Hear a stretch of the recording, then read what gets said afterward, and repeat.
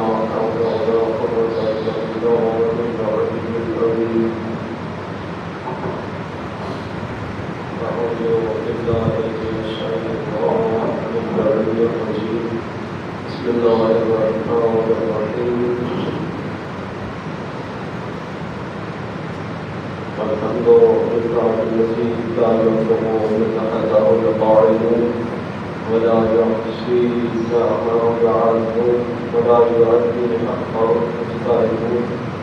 ثم الصلاة والسلام على النبي الأمي المكي المدني العربي الرشيد آخر الدهام سيد البرية السراج المضيء الكوكب الدري صاحب المقابر السكينة المدفون بالأرض مزيدا أبي القاسم محمد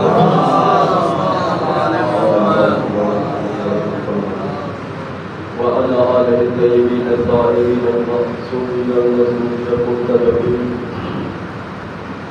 ولعنة الله على أعدائهم أجمعين بالشهر. أما بعد فقد قال الله تبارك وتعالى في كتابه الحكيم وقرآنه الحميد وهو أصدق الصادقين وقوله الحق.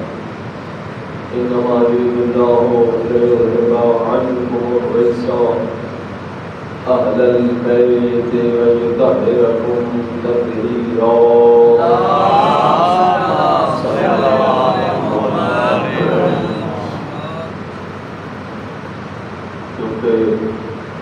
سرکار والی خراسان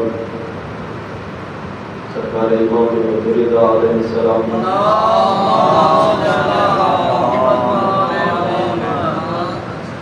ان کی آمد کے سلسلے میں 11 148 یا دوسری روایت 11 ذکار 153 ہجری اس دنوں میں آمد ہے. اس حوالے سے موجود تمام کو مبارکباد پیش کرتے ہیں اور اسی حوالے سے بات کرنا ہے. ان کی والدہ معظمہ فرماتی ہیں، ام البنین ان کا لقب ہے، نجمہ خاتون. وہ فرماتی ہیں کہ جب تک میرے شکم اطہر میں امام رضا بادشاہ رہے ہیں مجھے کچھ محسوس ہی نہیں ہوا. یہ کیسے قرآن ثابت کرتا ہے اس بات کو کہ موسیٰ علیہ السلام کی والدہ محترمہ کہ جن کے لیے فرعون بادشاہ نے وہ جلاد مقرر کر رکھے تھے اور قانون مقرر کر رکھی تھی کہ اگر کسی بچے کی آمد کا پتہ چلے، ولادت کا پتہ چلے تو اس کو قتل کر دیا جائے اور بچی ٹوڑے نہیں دیا جائے. تو موسیٰ علیہ السلام کی والدہ محترمہ نے فرمایا کہ مجھے احساس ہی نہیں ہوا کہ جب تک موسیٰ علیہ السلام اس دنیا میں تشریف نہیں لائے مجھے احساس ہی نہیں ہوا. تو یہ ہستیاں کیا ہیں؟ یہ فخر موسیٰ ہے. وہ تو موسیٰ علیہ السلام کی بات ہے، یہ فخر موسیٰ ہے. اور موسیٰ علیہ السلام نے خود فرمایا تھا اللہ سے پروردگار مجھے امت محمدیہ میں سے قرار دے. امت محمدیہ کتنا افتخار ہے. اور ام البنین سلام اللہ علیہ فرماتی ہے کہ میں تسبیح و تحلیل و تقدیس کی آوازیں سنتی تھی اور پھر جب اس دنیا میں تشریف لائے اچانک تو ہوا کیا، سجدے میں سر رکھا اور دائیں انگلی آسمان کی طرف بلند کی. اس میں ہر ہستی نے ایسے ہی کیا ہے. آتے ہوئے سجدہ خداوندی امیر المومنین علیہ السلام سے لے کر ہر معصوم نے، سرکار رسول خدا نے، جناب سیدہ نے، سب نے آتے ہی سجدہ خداوندی کر کے بتایا ہے ہمارا خدا ہے، ہم سجدہ کرتے ہیں. ہم وہ عظیم مخلوق ہے اس کی جس کو ہم سجدہ کرتے ہیں، اور پھر بار بار فرماتے رہے حالانکہ ہزار رکعت نوافل پڑھنے والا مولا علیہ السلام اور ساری ہستیاں ہیں، اور مسلم مولا علیہ السلام فرماتے ہیں کہ میں عبادت کا حق ادا نہیں کر سکا۔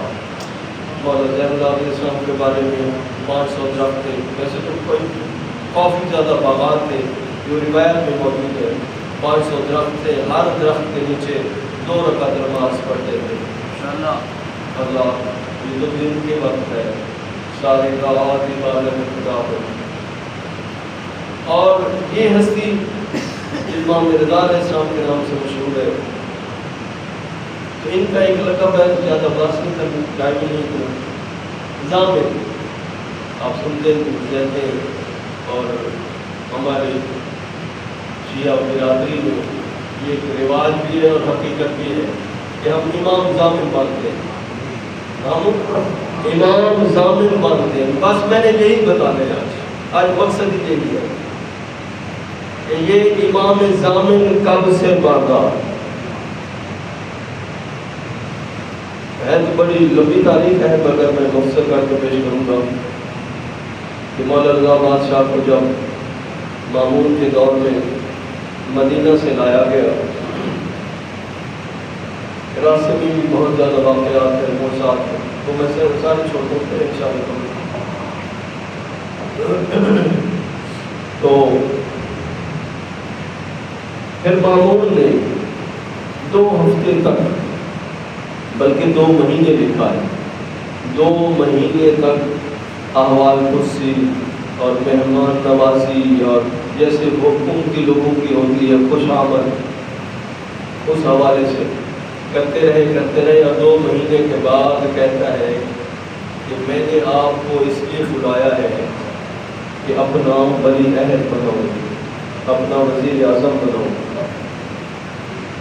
مولانا فرمایا یہ نہیں ہوگا، یہ نہیں ہوگا، کہا کہ اگر یہ نہیں ہوگا تو مجھے قتل کر دیا جائے گا، ہاتھ سے جان جانا پڑے گی۔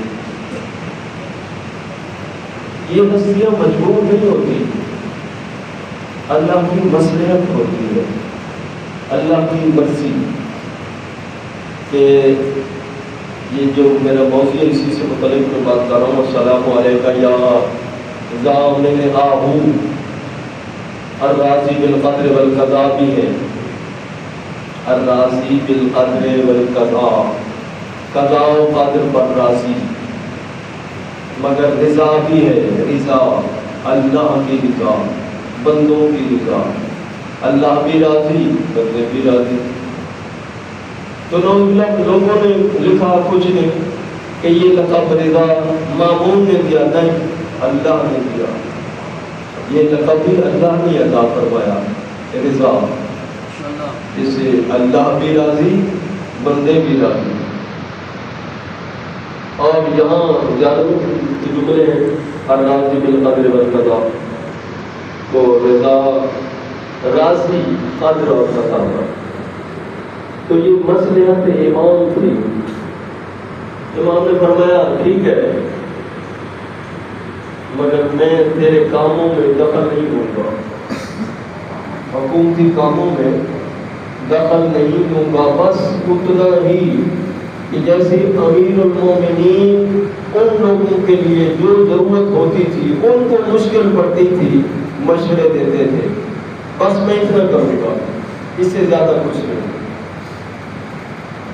تو آخر کار 1 رمضان 201 ہجری بہت بڑا انتظام کیا گیا، بڑے طرز و احتشام کے ساتھ بہت بڑی تقریب کا انعقاد کیا گیا، اور جب ابتدا ہونے لگی بیعت کی کہ ولی عہدی کی بیعت کی جائے، تو سب سے پہلے مامون رشید نے اپنے بیٹے عباس کو کہا آگے بڑھو اور بیعت کرو۔ تو سب سے پہلے مامون رشید عباسی کے بیٹے عباس نے بیعت کی، مولا امام رضا علیہ السلام، اور یہ بیعت کا سلسلہ چلتا رہا، اور بڑی تعداد میں عباسیوں نے بیعت کی، مرد و زن سب نے بیعت کی، اور پھر مولا کے نام کا سکہ جاری کیا گیا، درہم اور دینار پر سکہ جاری کیا گیا، کنگا کیا گیا، نام نقش مبارک رضا۔ اور پھر علماء نے لکھا ہے توسل کے لیے سفر ہو یا حضر ہو، گھر ہو، سفر ہو، جہاں کہیں بھی ہو، تو ہمیشہ مومنین کے لیے اس دن سے، کب سے؟ یکم رمضان 201 ہجری سے، جب مولا کو ولی عہد بنایا گیا اور سکہ جاری کیا گیا، اس دن سے پھر یہ عقیدہ بن گیا مومنین کے لیے کہ انہوں نے اس سکہ کو باندھ لیا تعویذ کے طور پر، امام ضامن کے طور پر، اور ہمیشہ ہی ایسے ہی رہا۔ اور اگلی بات جو کرنی ہے وہ یہی ہے، ضامن کے حوالے سے ہے، السلام علیکہ یا ضامن آہو، اے ہرن کے ضامن۔ تو راوی روایت کرتا ہے کہ مجھے حاکم راضی نے، پھر اسے ایک اور راوی نے، پھر ایک راوی نے اور بیان کیا، مجھے بھیجا گیا مولا رضا بادشاہ کے حرم میں، تو اس بندے نے مجھے کہا کہ جانے سے پہلے میری ایک بات حرم کے بارے میں سن لو، کیونکہ یہ حرم بھی آج نہیں بنا، مولا کا حرم یہ 203 میں، یہ 2 میں جب شہادت ہوئی ہے اس وقت نہیں بنا، یہ حرم کب بنا ہے؟ یہ کب بنا ہے؟ جب ذوالقرنین سکندر اعظم، یہ تاریخ ہے، ذوالقرنین سکندر اعظم آیا تھا، اس نے خراسان کی بنیاد بھی رکھی، اور اسے پتا تھا تو تب اس نے وہ بارگاہ بنوائی، وہ بارگاہ بنائی کہ یہاں سرکار رسول خدا کا بیٹا، نواس رسول، جانشین رسول، فرزند رسول امام علی رضا علیہ السلام تشریف لائیں گے اور یہاں مزار ہوگا۔ آپ نے ویسے سن لیا بے توجہ سے، میں کتنی محنت کر کے آتا ہوں، آپ نے توجہ ہی نہیں کی، یہ بات سنی نہیں؟ اگر سنی ہے تو پھر منہ بھی کبھی کر دیں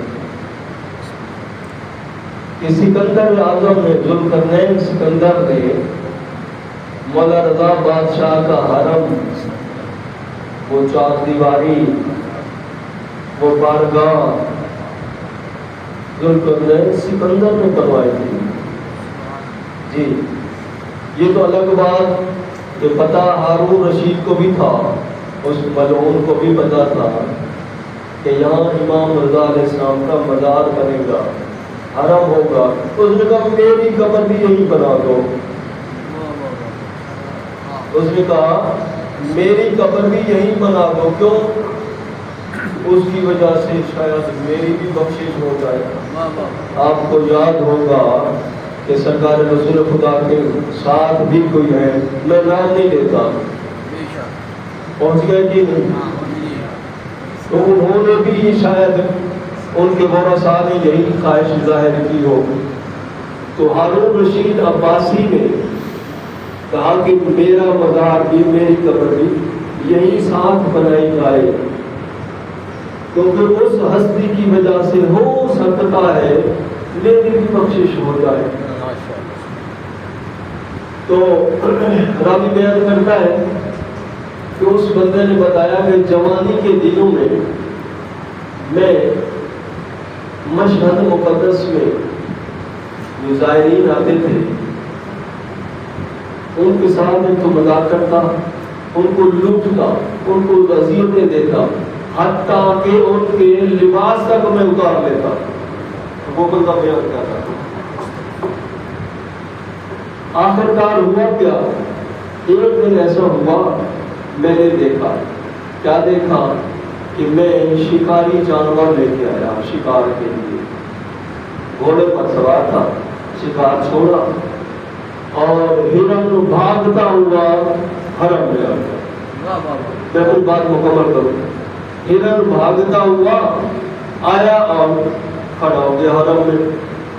جو میں نے شکار کے لیے چھوڑا تھا جانور وہ بھی آپ کے سامنے کھڑا ہوا، وہ بھی سامنے کھڑا ہو گیا۔ میں نے جتنی کوشش کی کہ شکاری شکار کرے میرا وہ جانور، مگر اس نے کوئی تعرض نہیں کیا، بالکل کھڑا رہا سکون کے ساتھ۔ تھوڑی دیر گزری، پھر میں نے دیکھا کہ جب اس نے محسوس کیا جانور نے، ہرن نے، کہ میں یہاں سے جانا چاہتا ہوں، تھوڑا باہر نکلا، شکاری پھر پیچھے، پھر دوبارہ اس نے پھر آ کے پناہ لی، ہرن نے مولا کے حرم میں پھر آ کے پناہ لی۔ میں یہ سارا راز دیکھ رہا تھا، یہ عجیب ہے۔ میں جتنی کوشش کرتا ہوں کہ میرا وہ جانور شکار کرے اس ہرن کو، کچھ نہیں کرتا، وہ بھی کھڑا ہے وہ بھی ساتھ کھڑا ہے، سامنے آمنے سامنے، ادھر ہرن کھڑا ہے ادھر وہ جانور کھڑا ہے جو شکار کے لیے میں لایا تھا۔ تو کافی دیر گزر گئی، آخر کار میں نے دیکھا تو وہ ہرن حرم ہی غائب ہو گیا۔ میں نے بڑی تلاش کی، جستجو کی، میں نے حرم کے خادمین سے پوچھا کہ یہاں ہرن آیا تھا، انہوں نے کہا ہمیں پتہ ہے۔ گویا میں خود دیکھ رہا تھا، کسی نے نہیں دیکھا، اس کا مطلب یہ ہوا۔ میں نے خادمین سے پوچھا کہ یہاں ہرن آیا تھا، اس کا کیا ہوا؟ انہوں نے نبی میں جواب دیا، انہوں نے کہا ہمیں نہیں پتا۔ تو میں نے دیکھا کہ آثار تو موجود ہیں آنے کے، کہ جب آیا ہے اس کے بعد پتہ ہی نہیں، پتہ نہیں کہاں غائب ہو گیا۔ تو وہ کہتا ہے کہ میں اپنے دور کا گویا بہت بڑا ظالم تھا، کیوں کہ زائرین کو تنگ کرتا تھا، ان کے مال و اسباب لوٹتا تھا، حتیٰ کہ ان کے لباس تک اتار لیتا تھا، اتنی تکلیفیں دیتا تھا زائرین کو۔ جب میں نے یہ واقعہ دیکھا آنکھوں سے تو اس دن سے توبہ کی۔ پھر اس کے بعد جتنے مجھے مشکل مسائل ہوئے، میرے لیے مسائل بنے زندگی میں، تو میں مولا کے حرم میں آتا اور دعا کرتا، میرا مسئلہ حل ہو جاتا۔ کہا کہ میرا بیٹا نہیں ہو رہا تھا، میں نے آ کے مولا کے حرم میں دعا کی، اللہ تبارک و تعالیٰ نے ان کے صدقے سے، اس ہستی کے صدقے سے، ان کے وسیلے سے مجھے اللہ نے بیٹا عطا کیا۔ جب وہ بیٹا بڑا ہوا، بالغ ہوا، جوان ہوا، تو میرے دشمنوں نے اس کو قتل کر دیا۔ ظاہری اس کی وجہ بھی یہی تھی نا، کیونکہ وہ جو لوگوں کو تنگ کرتا تھا اس کا بدلہ تو ہونا ہی تھا نا، اللہ تو دیتا ہے نا بدلہ۔ اچھا، پھر کچھ عرصہ گزرا، پھر میں نے دعا مانگی، اللہ نے اسی ہستی امام رضا علیہ السلام کے توسل سے حرم میں نے پھر جا کے دعا مانگی، اللہ نے مجھے پھر دوسرا بیٹا دیا۔ تو کہتا ہے کہ کہنے کا مقصد یہ ہے کہ یہ وہ ہستی ہے جو ہرن کی ضامن ہے، بندوں کی تو ضامن ہے ہی نا، تو ان کے بارے میں حدیث بھی ہے، انہی کی حدیث ہے ہستی کی کہ جس نے میری زیارت کی اس کی بہشت کا میں ضامن ہوں۔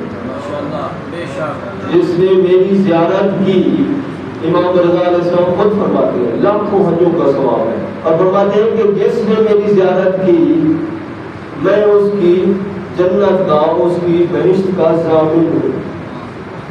اور ویسے لقب بھی ضامن ہے اور غریب الغرباء بھی ہے، اور یہ جو آج میں نے آپ کو سنایا ضامن آہو، تو وہ پھر کہتا ہے کہ السلام علیکہ یا ضامن آہو، تجھ پر سلام ہو اے امام جو ہرن کا ضامن تھا، اس کو پناہ دینے والا تھا، جس کی وجہ سے ہرن بچ گیا۔ یہ کمال نہیں ہوگی ہوتے سے سلوار مفت میں۔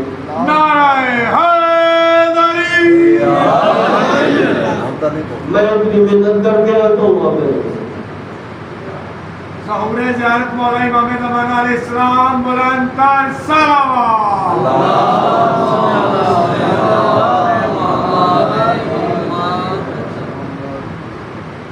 تو یہ وہ ہستی ہے، یہ ہم زیارت میں بھی پڑھتے ہیں، السلام علیکم یا رات کو میرے خاطر اللہ جو قضاء و قادر پر بھی راضی، مغیث الشیعۃ مغیث الشیعۃ والزوار فی یوم القضاء، یہ جہاں کہ ہم ہر نماز کے بعد پڑھتے ہیں۔ کیا مطلب؟ استغاثہ کرنے والا، لوگ تو مولا علیہ السلام کو 40 مقامات پر نہیں مانتے، یہ پھر زیارت کیوں پڑھتے ہیں؟ کہ جو استغاثہ کرتا ہے مولا سے، کائنات میں جو بھی استغاثہ کرتا ہے مولا مدد کو پہنچتے ہیں۔ کون؟ مولا رضا بادشاہ۔ جی یا تو پھر زیارت پڑھنی چھوڑ دیں یا پھر اپنا عقیدہ درست کریں، دل سے مانیں ہستیوں کو، مغیث الشیعۃ شیعوں کے استغاثے پر جواب دینے والا، ان کی امداد کو پہنچنے والا، اور کائنات میں جہاں کہیں جو بھی پکارے مولا کو، استغاثہ کرے مولا مدد فرما دے۔